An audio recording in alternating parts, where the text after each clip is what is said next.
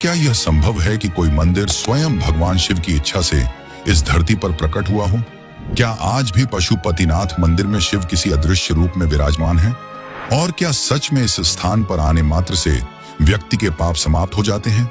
नेपाल की राजधानी काठमांडू में स्थित पशुपतिनाथ मंदिर केवल एक साधारण मंदिर नहीं है, बल्कि यह एक ऐसा दिव्य केंद्र है जहां आध्यात्मिक ऊर्जा, प्राचीन रहस्य और चमत्कारिक घटनाएं एक साथ जीवित प्रतीत होती हैं। यह स्थान केवल भक्तों की आस्था का केंद्र नहीं, बल्कि इतिहासकारों और वैज्ञानिकों के लिए भी एक अनसुलझी पहेली बना हुआ है। क्या यह मंदिर वास्तव में स्वयंभू है या फिर इसे किसी प्राचीन राजा ने बनवाया था? क्या यहाँ स्थित शिवलिंग का पंचमुखी स्वरूप सृष्टि के चारों युगों और ब्रह्मांडीय शक्तियों से जुड़ा हुआ है? मंदिर के गर्भगृह में आम लोगों का प्रवेश निषिद्ध क्यों है? यहाँ होने वाली आरती और मंत्रों का कंपन पूरे वातावरण को इतना दिव्य क्यों बना देता है? और क्या यह सच है कि जब भी नेपाल पर कोई संकट आता है तो इस मंदिर से पहले ही उसके संकेत मिलने लगते हैं? मंदिर के गुप्त द्वारों के पीछे छुपे रहस्य क्या हैं और इन्हें आज तक क्यों नहीं खोला गया? क्या इस पवित्र धाम का संबंध हिमालय के किसी अदृश्य और रहस्यमयी लोक से है? आज मैं आपको एक ऐसी कहानी सुनाने जा रहा हूं जो सिर्फ कहानी नहीं है, ये एक दिव्य सत्य है। ये एक ऐसे भगवान की कहानी है जो पशुपतिनाथ के रूप में पूजे जाते हैं, जिनके दर्शन मात्र से जीवन बदल जाता है। आइए मैं आपको वह कहानी सुनाता हूं जो समय के पन्नों में दबी हुई है। दुनिया भर में भगवान शिव के असंख्य पवित्र धाम मौजूद हैं और प्रत्येक धाम की अपनी एक अलग महिमा और रहस्य है। इन सभी स्थानों में शिव की शक्ति और उपस्थिति का अनुभव किया जा सकता है। लेकिन आज हम जिस दिव्य स्थान की बात करने जा रहे हैं वह न केवल भगवान शिव का एक प्रमुख धाम है, बल्कि यह आस्था, शक्ति और आशीर्वाद का एक अटूट स्रोत भी है। आज के इस वीडियो में हम पशुपतिनाथ मंदिर के इतिहास, इसकी पौराणिक कथाओं, इसकी अद्भुत वास्तुकला और इसकी रहस्यमयी परंपराओं को विस्तार से समझेंगे। मैं बात कर रहा हूं नेपाल में स्थित पशुपतिनाथ मंदिर की, जिसे न केवल नेपाल बल्कि पूरी दुनिया में एक अत्यंत पवित्र और रहस्यमयी स्थान माना जाता है। नेपाल के काठमांडू के पास देवपाटन गांव में पवित्र बागमती नदी के किनारे स्थित यह मंदिर भगवान शिव के सबसे महत्वपूर्ण धामों में से एक है। इस मंदिर में भगवान शिव का एक अद्भुत पंचमुखी स्वरूप स्थापित है। इस शिवलिंग के 4 मुख चारों दिशाओं की ओर स्थित हैं, जबकि 5वां मुख ऊपर की ओर स्थित है। प्रत्येक मुख के दाहिने हाथ में रुद्राक्ष की माला और बाएं हाथ में कमंडल धारण किया गया है, जो शिव के तप और ज्ञान का प्रतीक है। इन 5 मुखों का अपना अलग अलग महत्व और रहस्य है। पूर्व दिशा की ओर स्थित मुख को तत्पुरुष कहा जाता है, जो सृजन और आध्यात्मिक चेतना का प्रतीक है। पश्चिम दिशा की ओर स्थित मुख को सद्योजात कहा जाता है, जो जीवन के नए आरंभ और सृजन शक्ति का प्रतिनिधित्व करता है। उत्तर दिशा की ओर स्थित मुख को वामदेव या अर्धनारीश्वर कहा जाता है, जो शिव और शक्ति के संतुलन का प्रतीक है। दक्षिण दिशा की ओर स्थित मुख को अघोरा कहा जाता है, जो विनाश और परिवर्तन की शक्ति का प्रतिनिधित्व करता है। और ऊपर की ओर स्थित 5वें मुख को ईशान कहा जाता है, जो शिव के सर्वोच्च और दिव्य स्वरूप का प्रतीक माना जाता है। मान्यता है कि इस मंदिर में स्थापित शिवलिंग पारस पत्थर के समान दिव्य और चमत्कारी है। इस शिवलिंग तक पहुंचने के लिए मंदिर में 4 प्रवेश द्वार बनाए गए हैं और ये चारों द्वार चांदी से निर्मित हैं। पश्चिम दिशा के मुख्य द्वार के ठीक सामने भगवान शिव के वाहन नंदी की एक विशाल प्रतिमा स्थापित है, जिसे पीतल से बनाया गया है। यह प्रतिमा मंदिर की भव्यता और आध्यात्मिक शक्ति का प्रतीक मानी जाती है। मंदिर परिसर में केवल शिव से जुड़े ही नहीं, बल्कि वैष्णव और शैव परंपराओं से संबंधित कई अन्य मंदिर और प्रतिमाएं भी मौजूद हैं। पशुपतिनाथ मंदिर को भगवान शिव के 12 ज्योतिर्लिंगों में से एक के समान महत्व दिया जाता है और इसे केदारनाथ मंदिर का आध्यात्मिक विस्तार भी माना जाता है। यह मंदिर हिंदू और बौद्ध वास्तुकला का एक अद्भुत संगम प्रस्तुत करता है। मुख्य मंदिर पगोड़ा शैली में निर्मित है, जो एक सुरक्षित आंगन के भीतर स्थित है और इसकी सुरक्षा नेपाल पुलिस द्वारा की जाती है। पूरा मंदिर परिसर लगभग 264 हेक्टेयर क्षेत्र में फैला हुआ है, जिसमें कुल 518 मंदिर और स्मारक मौजूद हैं। मंदिर की 2 स्तरीय छत तांबे से निर्मित है, जिस पर सोने की परत चढ़ाई गई है, जो इसे और भी दिव्य स्वरूप प्रदान करती है। मंदिर एक वर्गाकार चबूतरे पर बना है, जिसकी ऊंचाई आधार से लेकर शिखर तक लगभग 23 मीटर है। मंदिर का शिखर पूरी तरह सोने से निर्मित है, जिसे गजू कहा जाता है। मंदिर के भीतर 2 गर्भगृह स्थित हैं। भीतरी गर्भगृह वह स्थान है जहां भगवान शिव की मुख्य प्रतिमा स्थापित है, जबकि बाहरी गर्भगृह एक खुला गलियारा है जहां भक्त दर्शन कर सकते हैं। भीतरी परिसर में वासुकीनाथ मंदिर, उन्मत्ता भैरव मंदिर, सूर्य नारायण मंदिर, कीर्तिमुख भैरव मंदिर, हनुमान प्रतिमा और 184 शिवलिंग विशेष रूप से स्थापित हैं। वहीं बाहरी परिसर में राम मंदिर, विराट स्वरूप मंदिर, 12 ज्योतिर्लिंगों के प्रतीक और 15 अन्य शिवालय स्थित हैं। साथ ही यहाँ गुह्येश्वरी मंदिर भी मौजूद है।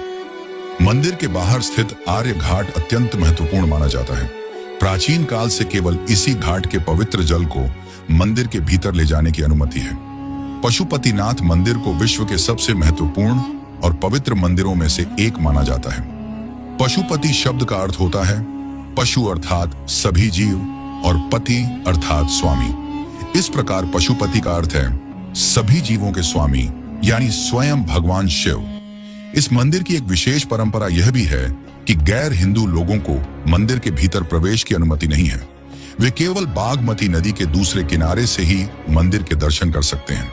भगवान शिव का यह दिव्य धाम पूरी दुनिया में प्रसिद्ध है और इसका महत्व भारत के अमरनाथ और केदारनाथ मंदिर के समान ही माना जाता है।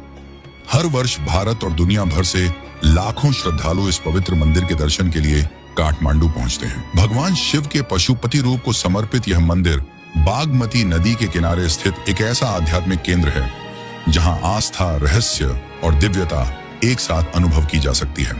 पशुपतिनाथ मंदिर की दिव्यता और ऐतिहासिक महत्व को देखते हुए वर्ष 1979 में इसे यूनेस्को द्वारा विश्व धरोहर स्थल घोषित किया गया। यह केवल एक मंदिर नहीं, बल्कि सदियों से बने मंदिरों, आश्रमों, प्राचीन शिलालेखों और आध्यात्मिक परंपराओं का एक विशाल और जीवित संग्रह है। पवित्र बागमती नदी के किनारे स्थित यह पूरा क्षेत्र काठमांडू घाटी के 7 प्रमुख स्मारक समूहों में से एक माना जाता है। यह तथ्य स्वयं इस मंदिर की ऐतिहासिक और आध्यात्मिक महत्ता को प्रमाणित करता है। पशुपतिनाथ मंदिर को काठमांडू का सबसे प्राचीन हिंदू मंदिर माना जाता है, जिसकी उत्पत्ति पूर्व वैदिक काल से जुड़ी मानी जाती है। नेपाल महात्म्य और स्कंद पुराण के हिमखंड के अनुसार यहाँ विराजमान भगवान शिव ने पशुपति रूप में अत्यंत प्रसिद्धि प्राप्त की थी।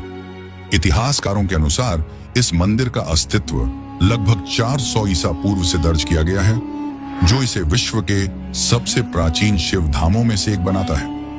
प्राचीन समय में भगवान शिव वाराणसी में निवास करते थे। उनकी उपस्थिति से वाराणसी का प्रत्येक कण पवित्र और दिव्य बना हुआ था। लेकिन एक दिन भगवान शिव ने वाराणसी को छोड़कर हिमालय की ओर प्रस्थान कर दिया। जब देवताओं को इस बात का पता चला तो वे चिंतित हो उठे। शिव के बिना वाराणसी अधूरी प्रतीत हो रही थी। देवताओं ने उन्हें वापस लाने का निर्णय लिया। भगवान शिव हिमालय की यात्रा करते हुए नेपाल की पवित्र बागमती नदी के किनारे पहुंचे।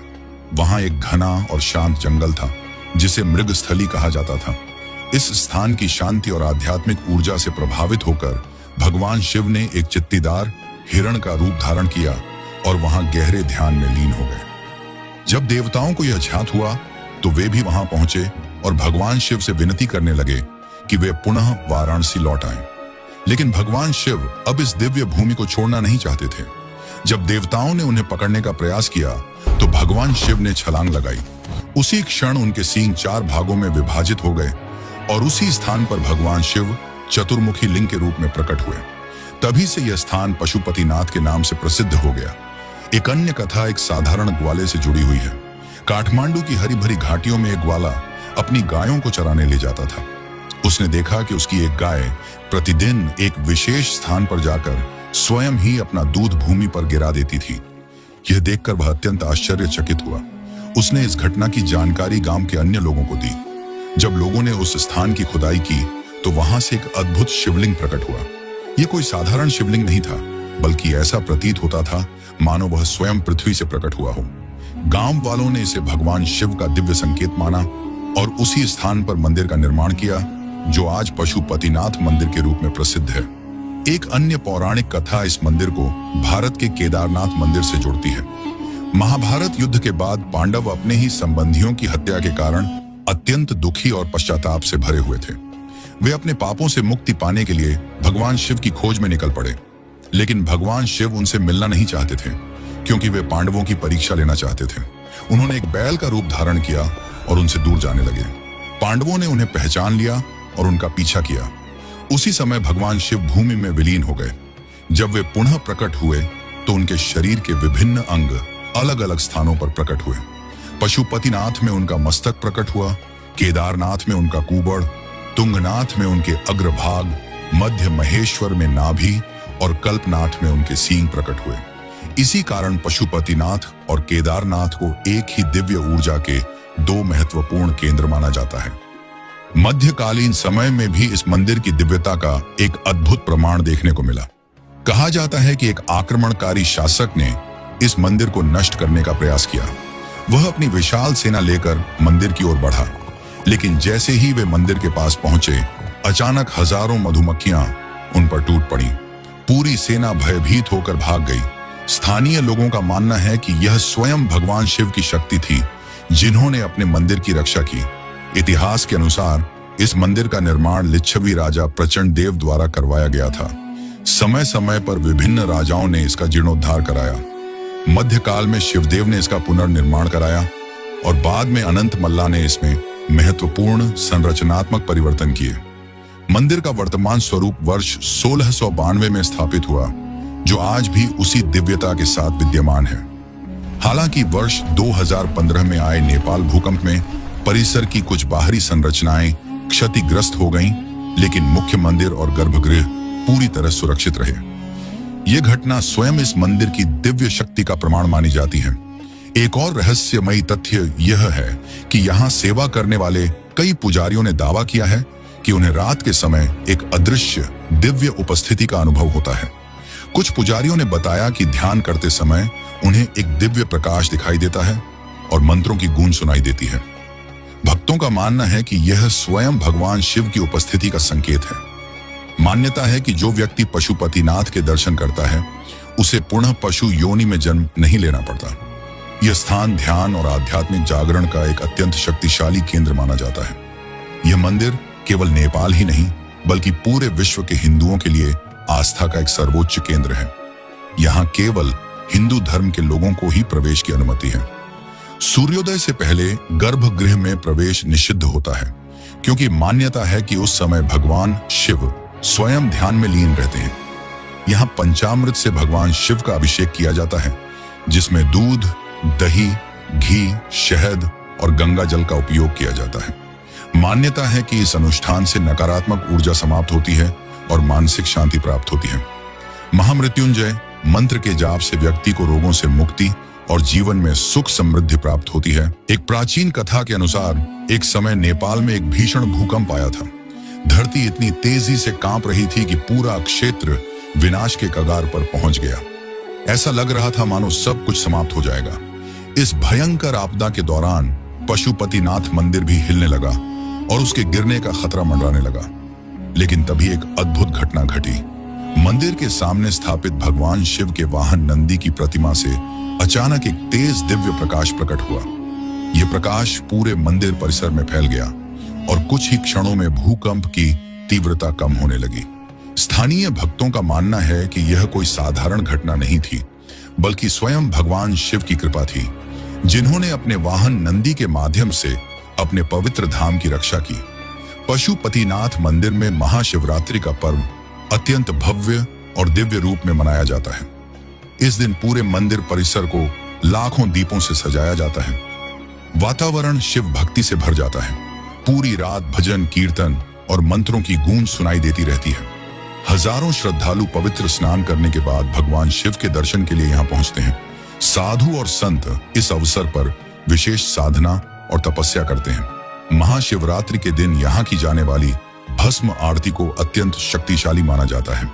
वर्ष 2015 में नेपाल में एक विनाशकारी भूकंप आया, जिसने हजारों लोगों की जान ले ली।